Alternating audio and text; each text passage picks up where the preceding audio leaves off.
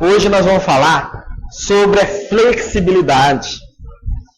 Porque se nós não formos flexíveis hoje em dia, nós não nos adaptamos.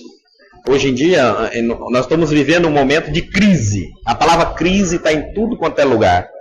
Mas crise, traduzido, significa incapacidade de adaptação. Isso é crise. Ninguém entra em crise, nenhuma empresa, nenhuma pessoa, se ela tiver capacidade de se adaptar com os fatos da vida, com as circunstâncias, tanto com as alegrias quanto com os problemas. Porque todos nós vamos passar por alegrias e por tristezas. E se somos capazes de nos adaptar, nós não entramos em crise. Lembremos sempre que a nossa empresa é a própria vida. Deus nos criou e entregou a sua vida em suas mãos. Não está na mão de Deus, como muitos falam, minha vida está na mão de Deus. Não está, não. Sua vida está na tua mão. E Ele te deu uma inteligência e disse, agora faça o que você quiser dela. Eu vou sustentá-la, dar a ela tudo o que ela necessita para ser bem-sucedida. Ou seja, a sua vida vai ser bem-sucedida se assim você quiser, souber administrá-la. Eu vou fornecer tudo o que é necessário, mas não vou dirigir tua vida. Porque aí já é covardia, já queremos demais, né? Aí vamos ficar em casa então e deixar que Deus faça tudo na nossa vida. Isso não existe. Por isso que nós somos um templo do Espírito. E visto por uma visão ecumênica, nós somos templo do Espírito de Deus. Porque Deus está dentro de nós e nós somos o templo dele. Sucesso se nós soubermos administrar. Para ser um bom administrador, o que a gente faz? Temos que confiar no nosso taco. Quem não confia em si, não consegue dirigir a própria vida. Nós estamos vivendo hoje num momento de tanta revolução que tudo está mudando. O que era antes certo não é mais hoje. Nem a educação dos nossos filhos, nem as boas maneiras, já está tudo mudando. Por incrível que pareça, nós vivemos hoje numa época da revolução digital. A medicina nunca foi tão avançada quanto é agora. E as propostas de avanço são fantásticas. Precisamos acreditar na medicina, porque ela é obra de Deus, por intermédio dos homens. Hoje, a telecomunicação, nós conseguimos nos conectar ao mundo com um clique de mouse, em real time, em tempo real. Que maravilha! Se chove muito e inunda uma cidade, em 1 minuto eu estou na televisão sentado olhando aquelas pessoas passarem por aquela inundação e aqui nem sequer faz chuva. Em 1 minuto nós sabemos tudo o que acontece no mundo. É uma grande empresa que Deus deu o planeta Terra também para que o homem administre. Vocês perceberam que tudo é empresa? Nós temos a instituição, a empresa que nós administramos. A nossa vida é a minha empresa. Só eu administro. Deus não mete o bedelho ali. De forma, o que eu decidi na minha vida está decidido. Né? Se eu decidir sucesso, amém. Se eu decidir insucesso, amém também. Aí eu parto para o planeta Terra. Essa consciência que é uma empresa. Agora todos nós dirigimos esse planeta. Cada um pouco. Então, tudo é empresa. Crise é a palavra dada na visão espírita. Crise significa incapacidade de adaptação.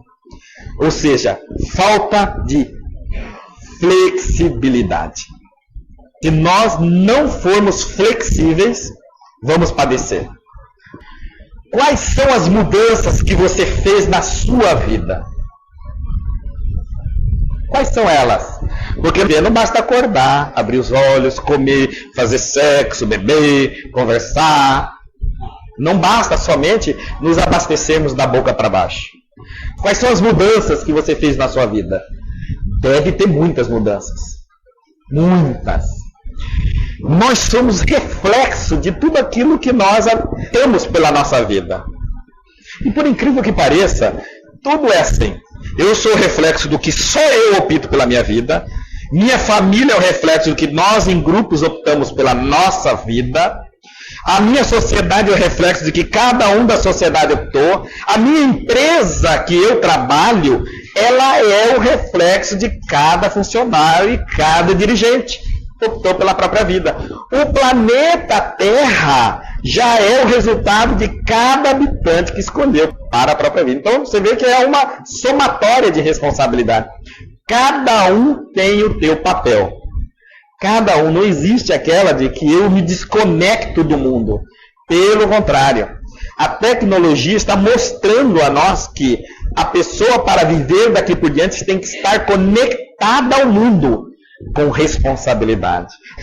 O problema do Estado não existe mais. O problema da chuva que está inundando é nosso.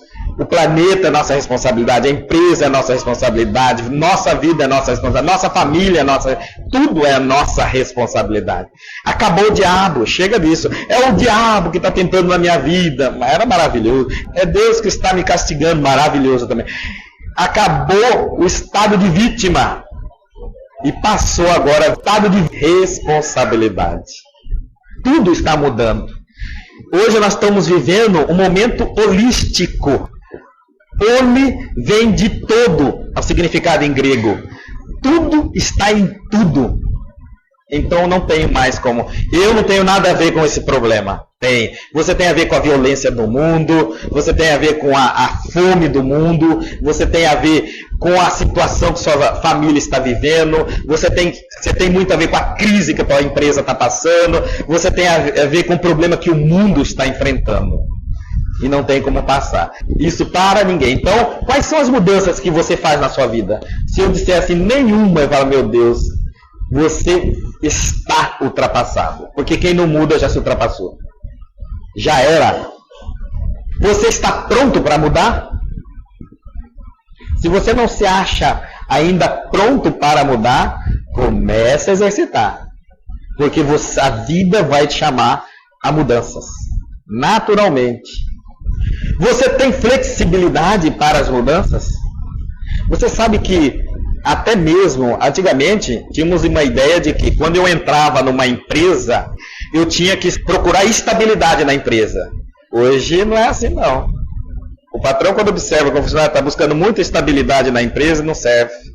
Por quê? Porque a pessoa que busca estabilidade no serviço não é produtivo. Ele vai no feijão com arroz só para não ser mandado embora. O funcionário ele tem que ser produtivo. E para ser produtivo tem que ser criativo. E para ser criativo ele tem que ser ousado. A vida também é assim. Nós queremos viver, chega desse feijão de arroz. Eu quero estabilidade na vida. Estabilidade de quê? Nós não vivemos um mundo instável. O mundo é instável. Estável só é aquele que se adapta. E a velocidade da adaptação dá-nos uma aparência de harmonia. Isso é, então, a estabilidade que nós estamos buscando. Não aquela inatingível. Não aquela que a gente senta e acabou. E faz o feijão com arroz, a nossa parte. A nossa parte é a nossa obrigação, o mínimo que podemos fazer. Mas às vezes temos que fazer parte dos outros. Por exemplo, eu não jogo papel na rua, vamos dizer, mas eu vi alguém jogando, eu vou lá e cato papel. Porque a hora que vier a chuva e mandar isso pro bueiro, a chuva não vai perguntar se foi eu ou se foi ele que jogou. Então, às vezes, eu tenho que fazer o papel do outro. Isso é natural. E maravilhoso quem começa a tomar essa consciência. Eu não estou nem aí, ele é que jogou. Mas você vai sofrer as consequências. Porque a ignorância dele também é sua responsabilidade. É nossa responsabilidade. Por isso que existe a caridade, a solidariedade, a responsabilidade de todos nós nesse mundo. Não é de Deus, não. Ele passa fome é problema de Deus, do Estado, do governo, seja de quem for. Eu contribuo com meus impostos, eu pago, eu tenho minha casa. E é uma coisa muito perigosa isso. Porque dizem que quando o homem não tem aquilo que lhe é de direito, ele busca de maneira ilícita o que é dele de direito. Então, se a violência está aumentando, é porque ele não está tendo o que é dele de direito. Quando ele entra na tua casa e rouba e mata para buscar o que é dele de direito, que é o mínimo para viver, as condições de viver, aí ele está buscando de forma ilícita. Mas quem citou lá o leão aí no meio da história? Quem botou ele com fome? Quem transformou o ser humano em animal nessa hora? Fomos nós. Você tem flexibilidade para mudança? A velocidade de mudança no mundo chega a ser muitas vezes algo assustador. Ter uma mente inovadora e criativa é fundamental para a sobrevivência nos tempos atuais, principalmente no que se refere à nossa vida pessoal. Marcelo Almeida. Então, temos que mudar. Não adianta evitar a mudança. Temos que encarar a mudança. Já imaginaram? Até o clima muda. Tudo da natureza é cíclico. Muda. Antigamente, vamos falar da pizza, que antigamente nós tínhamos 3 sabores de pizza. Hoje nós temos cardápio. Tudo muda. Antigamente, carro, para que nós tenhamos uma noção, só tinha os nacionais. E 1, 2, 3. Importar não existia. Hoje nós temos uma lista de importados. As mudanças nunca são ruins. Porque nós trazemos isso. Essa coisa de ser estável nos gera medo e insegurança de mudar. Nós achamos que ser seguro é dominar aquilo que já possuímos. Não vamos mexer nisso. Porque toda mudança nos gera insegurança. E o homem é muito covarde. O mundo não é para os covardes, o mundo é para os audaciosos. Jesus não foi covarde quando veio ao mundo. Porque Jesus foi o primeiro a transformar a humanidade com uma série de revelações. Se ele fosse covarde, se ele fosse uma pessoa que buscasse apenas a estabilidade no mundo, ele não teria dito uma palavra contra a religião oficial da época, mosaica. E ele mostrou, só podemos ser alguém no mundo se contribuirmos com o mundo. Esses grandes homens que nós levantamos e ficamos lembrando deles, São Francisco de Assis, Teresa d'Ávila, Madre Teresa de Calcutá, esses homens que passaram pelo mundo, por que eles são grandes homens? Porque eles fizeram tudo que todo mundo faz? Porque eles contribuíram com o mundo. E contribuíram de uma forma significativa à mudança de pensamento e comportamento. Por isso eles marcam as novas propostas de vida. Tem pessoas que falam, Guto, eu não tenho talento. Eu não acredito que Deus fez um ser humano na Terra sem talento. Não acredito. Mas então por que eu não descubro o meu talento? Medo é o primeiro passo. Você tem medo de encontrar o teu talento, a tua capacidade. Para prosperar em novos tempos, é necessário ter habilidade de sintonizar nessa nova realidade, em que a única permanência é a mudança. Só tem uma coisa que não muda, a constante mudança. Isso é a única coisa que vocês podem dormir a partir de hoje e acordar daqui por toda a eternidade. É saber que hoje é diferente de ontem, amanhã é diferente de hoje, em todos os sentidos. Que vocês, quando saírem dessa palestra, quando essa palestra acabar, já não vai ser mais o mesmo. Muita coisa dentro de vocês vai ter mudado. Isso vai depender do grau de aceitação de cada um. Mas já vai ter mudado. Nós mudamos constantemente. Aceitar isso é fato. Não ter medo de mudar. Desenvolva sua capacidade de aprender a aprender. Aprenda a aprender. Se alguém me dissesse qual é o curso que eu deveria fazer hoje, eu diria, tem curso para aprender a aprender? Faça isso. Se torne doutor em aprender a aprender. E você não entra em crise. E em nada que está sobre o seu controle, entra em crise. Já imaginou? Naquela época, o homem que tinha visão, que na época nós tínhamos só a máquina de escrever, e criou uma rede de escolas de datilografia. Ele nem imaginava que um dia sairia o computador. Se ele não se adaptou, ele faliu. Ele faliu porque ele não foi flexível. Então, visão holística da vida. Antigamente nós optávamos por alguma coisa na vida. Olha, agora, a minha saúde, eu vou cuidar agora, eu estou muito vidrado na minha saúde. Outro fala, não, agora a minha preocupação é o meu casamento, a minha família. Outro diz, a minha preocupação é o emprego. Isso aí são visões restritas de uma forma de enxergar muito antiga. Aquele que fala assim já está dizendo, eu sou péssimo administrador. Péssimo. Eu não sou capaz nem de gerenciar a minha vida nos diversos setores que ela se compõe. Quanto mais eu vou gerenciar pessoas, a sua vida é composta de saúde, mas ela também é composta de vida espiritual. Quem está só cuidando da saúde, esquecendo os demais, não está tendo uma visão holística de um todo, de si, quanto mais do mundo. Também é composta de fé, como é que está a tua fé? Relacionamentos, vida familiar, vida profissional e financeira. Deverão estar em total equilíbrio. Aí você é um bom administrador. E quem administra a sua vida, administra qualquer negócio. Quem não administra a sua própria vida, não administra nada. É um total desleixo. Então, olha só, são setores da tua vida. Setores. E nós temos que fazer uma revisão. Um balanço. A gente faz balanço na empresa, né? Mas nós temos que fazer um balanço íntimo na nossa vida. Como é que está meus relacionamentos? Vamos lá. Como que está minha saúde? Vou fazer um check-up. Como é que está a minha vida espiritual? Será que eu ando evoluindo, progredindo? Ou eu continuo achando ainda que as coisas começam naquela história da carochinha? Eu sou uma pessoa hoje mais corajosa? Ou eu sou a mesma coisa? Eu continuo medroso, covarde? Eu sou uma pessoa tranquila? Como está a minha fé? Há pessoas que dizem, para que fé? Eu vou morrer mesmo, depois que eu morrer vou ver essa história de fé. Péssimo administrador. Péssimo. Já pensaram em administrar uma empresa e dizer assim, para que o estoque? Ah, meu negócio é vendas. Já fiz isso? É falir. Não, meu negócio é agora o estoque. Para que vender? Uma empresa saudável tem que ter todos os setores saudáveis. A sua empresa, que é a tua vida, tem que ser saudável.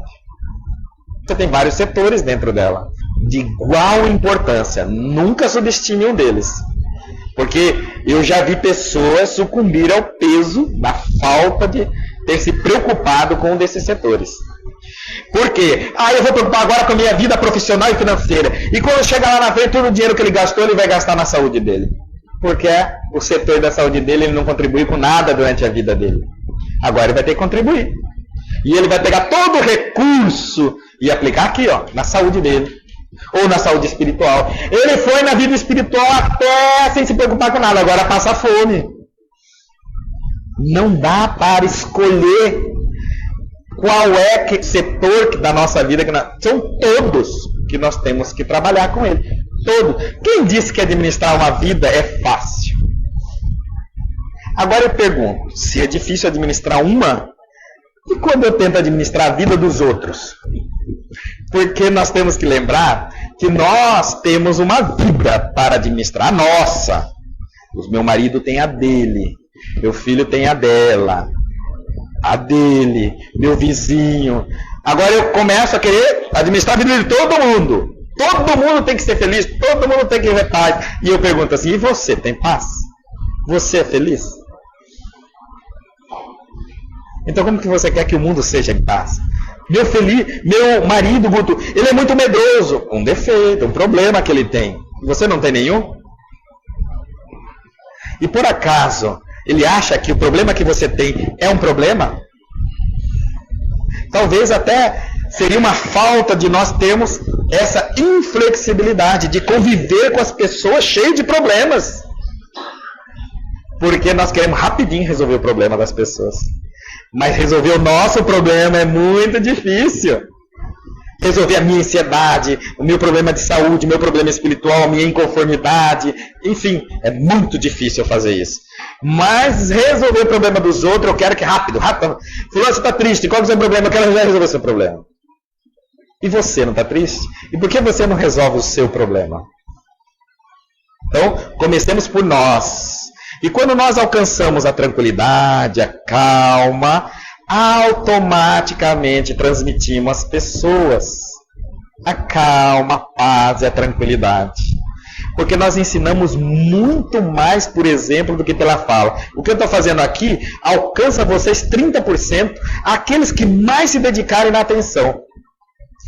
Mas se vocês assistirem o meu comportamento, por exemplo, eu chamar vocês para ir num local onde nós vamos fazer um trabalho de assistencialismo e vocês ficarem me vendo trabalhar, isso convence muitos, porque eu atinjo vocês 70%.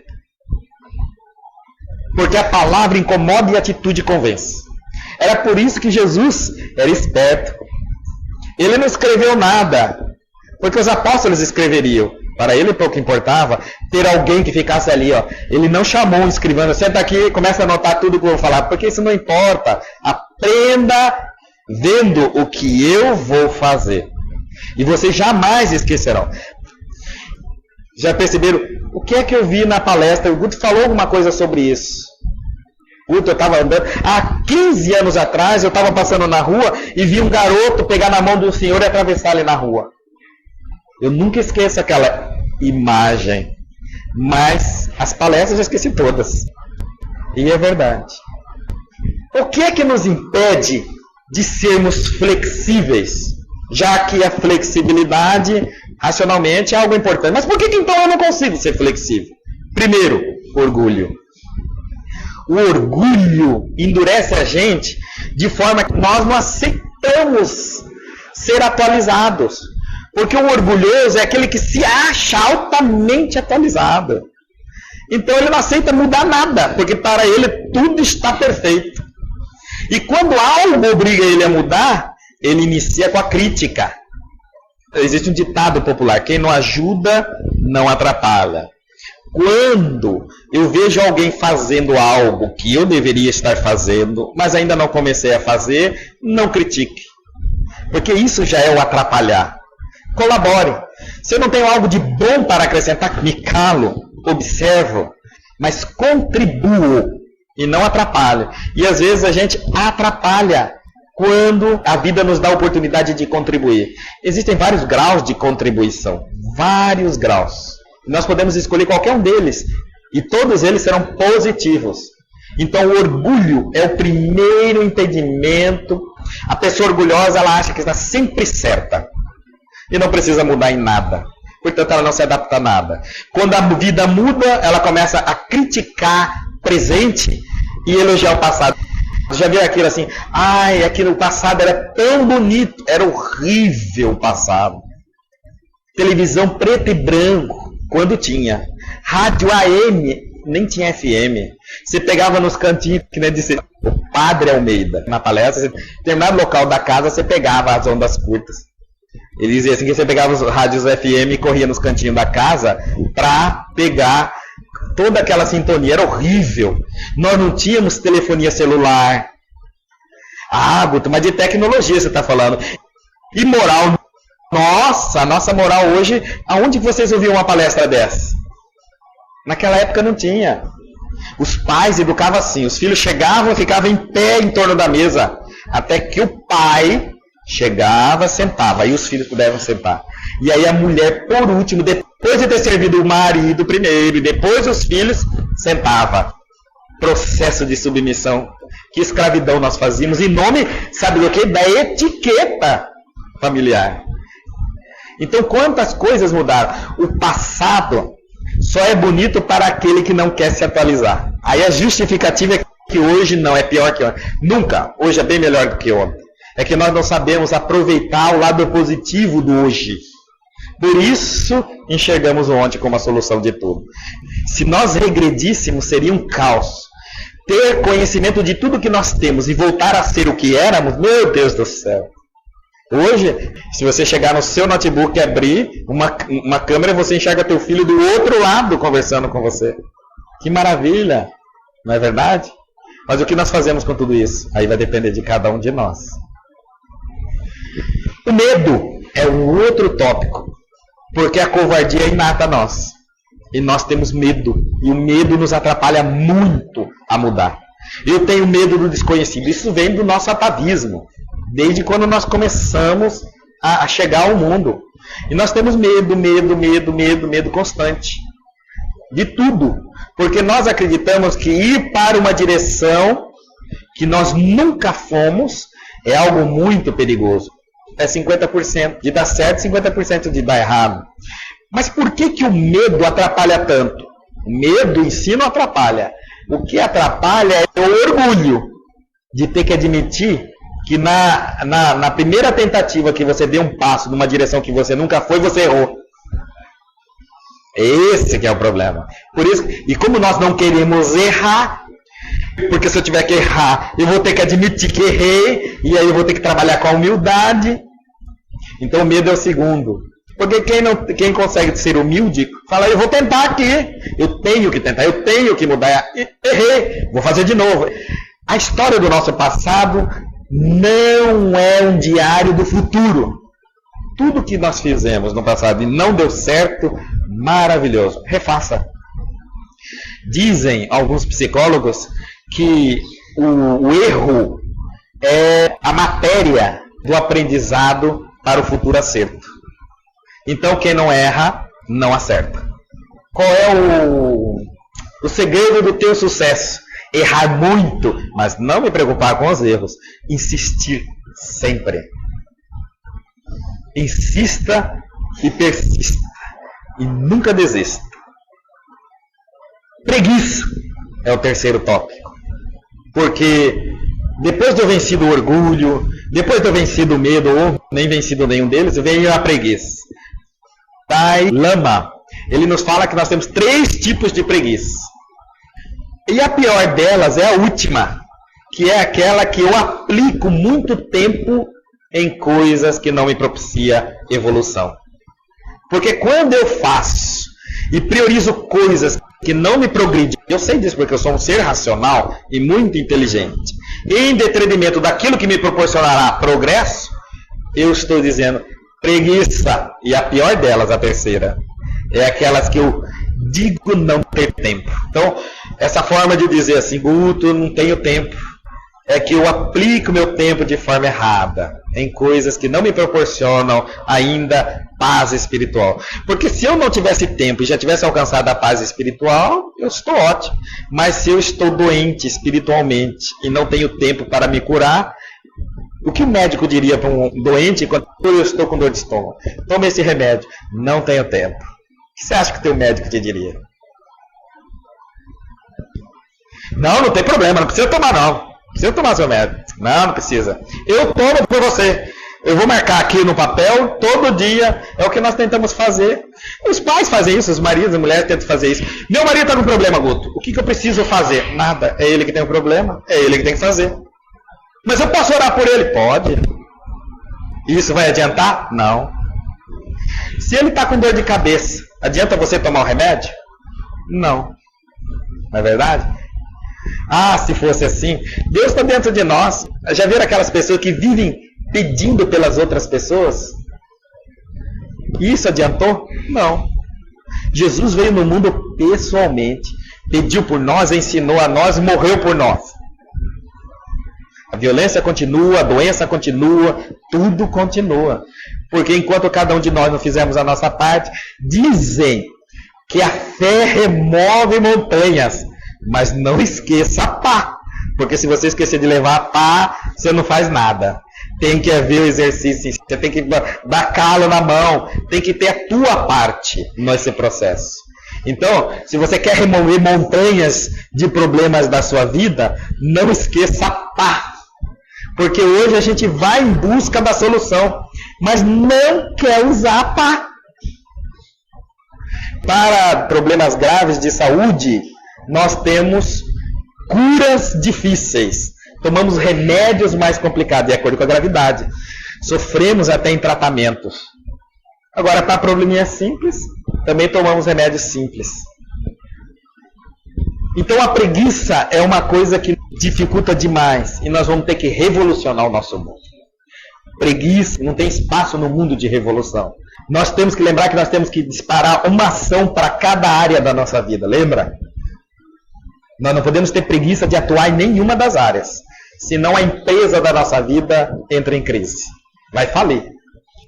Por mim eu não posso ter preguiça. Eu posso ter preguiça de jogar bola, para a minha paz, para a conquista do meu progresso. Se eu tenho preguiça de lutar por mim, quem lutará por mim? Quem fará isso no meu lugar? Ninguém. É o que o médico diria, olhando o paciente. Deixa a dor apertar. Aí você encontra um momento certo para tomar.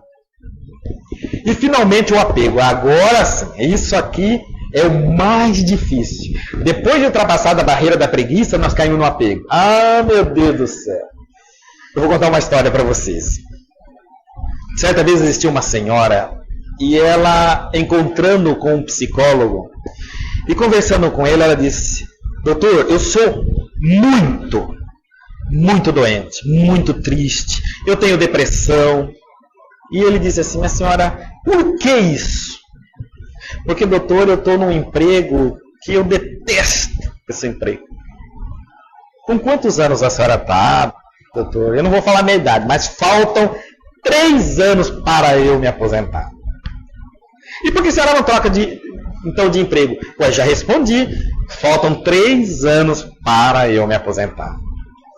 E aí ele disse assim: e a senhora acha que no ritmo que está indo, a senhora vive 3 anos?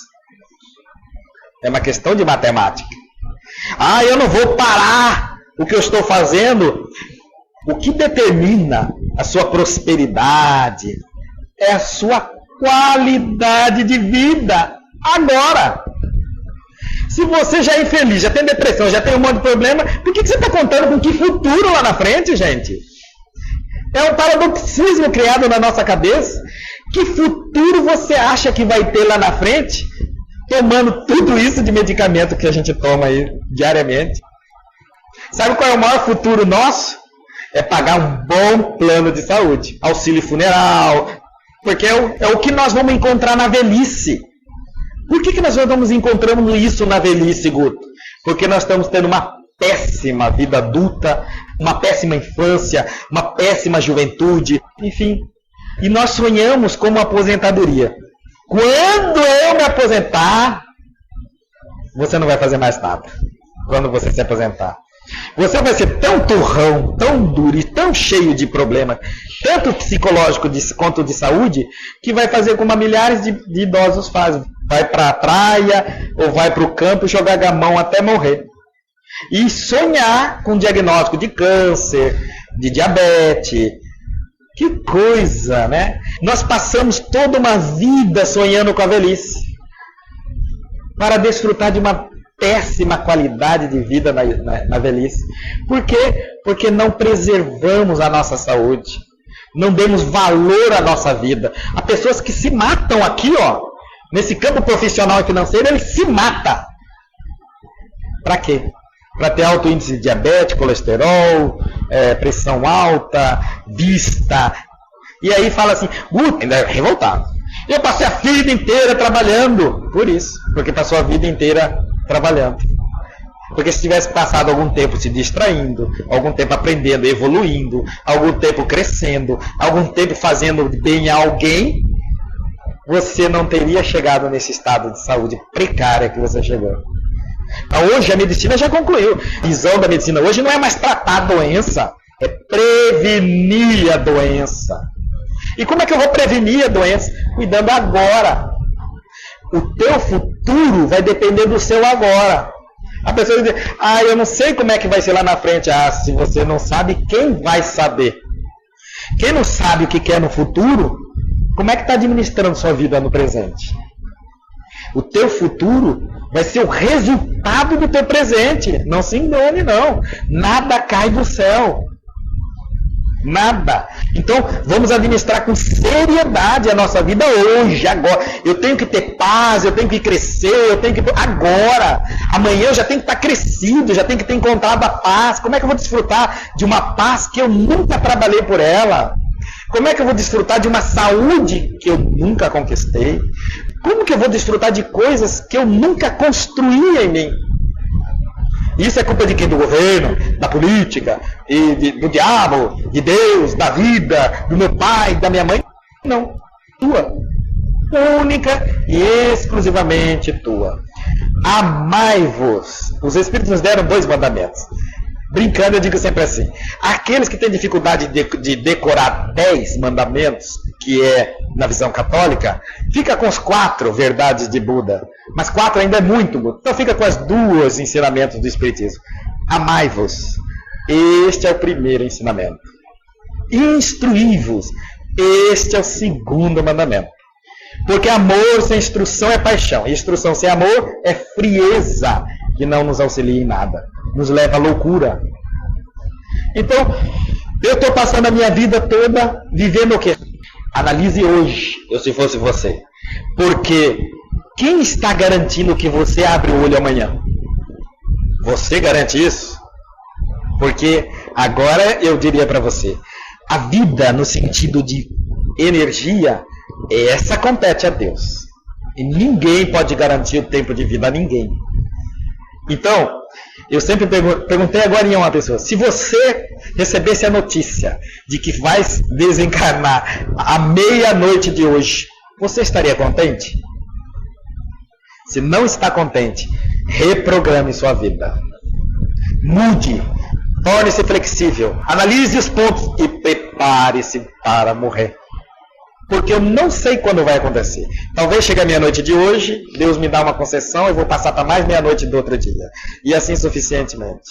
E quando eu arranjar minha empresa, é preparado para o anjo da morte chegar, fala, olha, você teve uma moratória, você vai viver mais 10 anos. Não se torne negligente nesses setores da sua vida.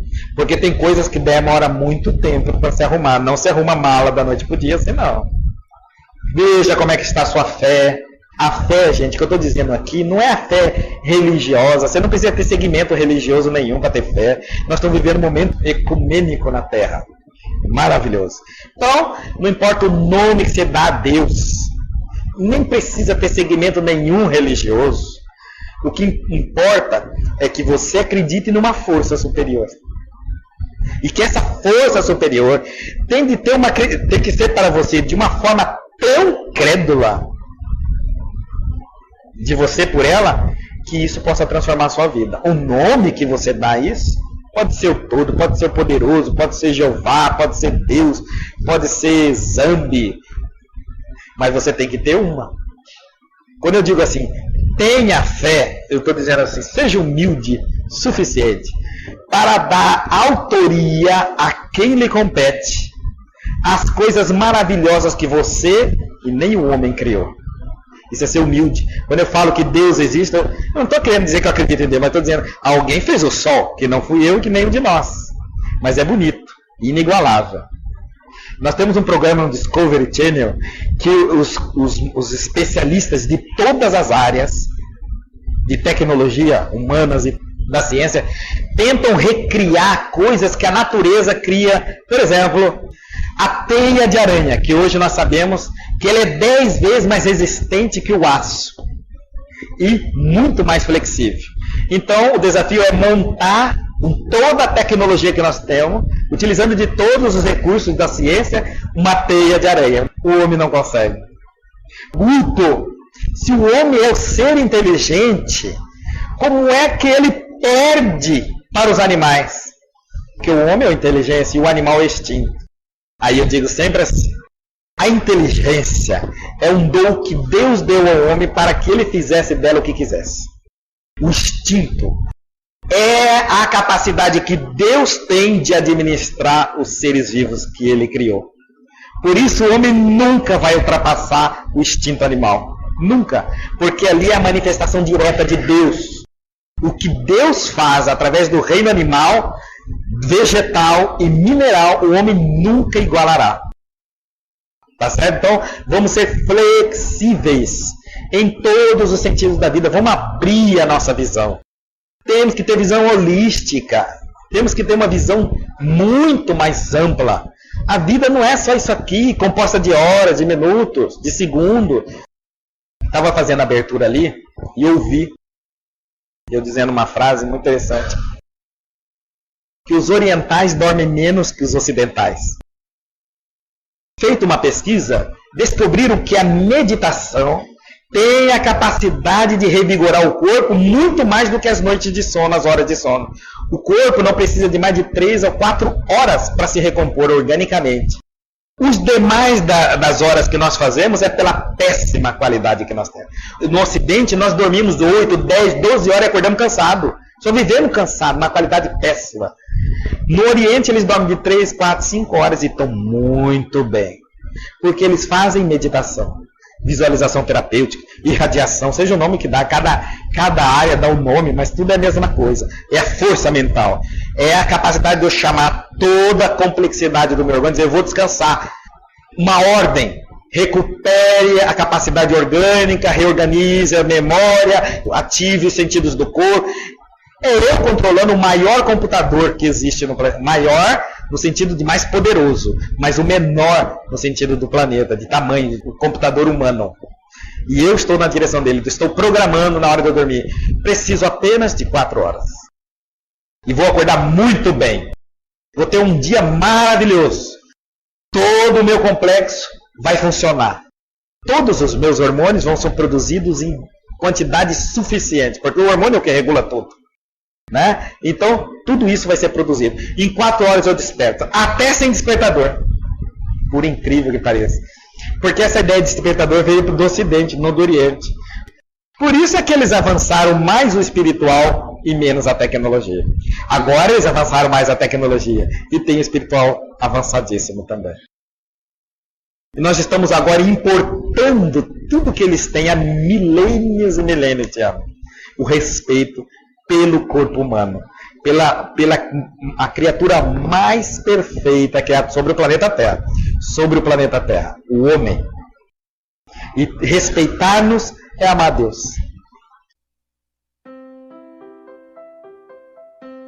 Vamos fechar os nossos olhos.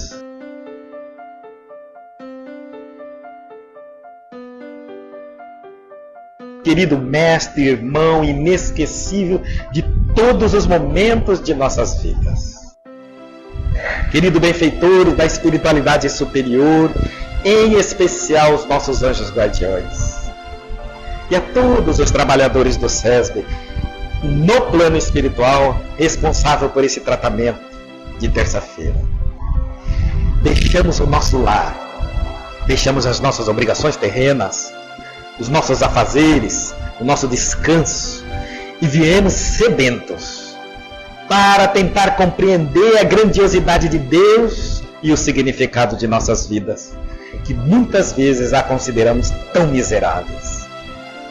Por várias vezes desconectamos do amor supremo para enxergarmos apenas um pedacinho daquilo que não é possível ser visto, nem compreendido, separado de um todo. E representamos essa visão através de uma convicção pobre e legítima da realidade.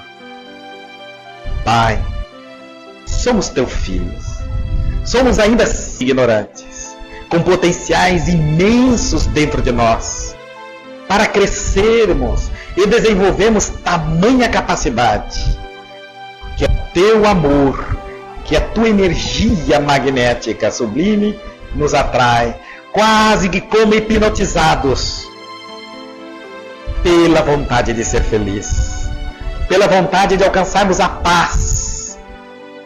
Perdoa-nos, porque quando cobramos os nossos direitos, sem observar as nossas obrigações, a vida clama as nossas obrigações, esquecendo de nossos direitos.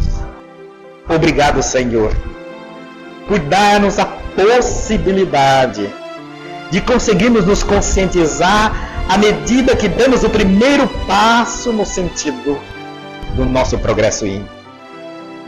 Só de saber que todos nós podemos ser felizes a partir do momento que determinarmos isso como objetivo de vida para nós, já nos deixa sorridente. E o nosso coração começa a se acalentar. Muito obrigado, Senhor, por tudo que a vida nos concede, sem que sequer peçamos ou verbalizamos pensamentos que proclamam as nossas necessidades. Obrigado, Senhor, por tudo que somos, ainda que pequenos somos, mas sabemos do potencial que um dia nos tornaremos. Com certeza, o reino dos céus começa estabelecendo suas bases profundas na consciência de cada um de nós, chamando-nos nas obrigações que deveremos assumir o nosso papel e contribuir para a paz íntima nós e a paz do mundo. Nós te agradecemos infinitamente. Muito obrigado.